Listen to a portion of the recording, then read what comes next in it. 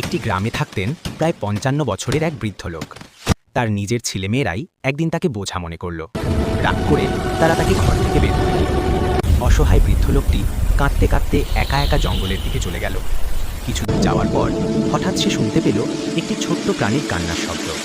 কাছে গিয়ে দেখে একটি খরগোশের বাচ্চা লতা গাছের সাথে আটকে আছে। বৃদ্ধ লোকটি কষ্ট করে খরগোশটিকে মুক্ত করে দিল।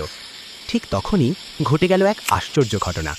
খরগোশটি আলোয় ভরে উঠল এবং ধীরে ধীরে এক দরবেশে পরিণত হল।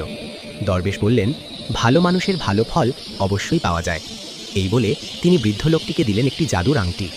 দরবেশ বললেন, এই আংটিকে আদেশ দিলে যা বলা হবে তাই সত্যি হবে। এরপর বৃদ্ধ লোকটি ফিরে গেল নিজের বাড়িতে।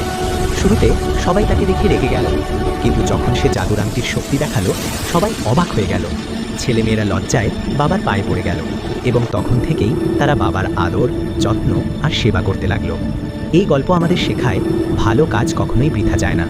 ভালো লাগলে ভিডিওটি লাইক দিন আর এমন গল্প পেতে চ্যানেলটি সাবস্ক্রাইব করুন।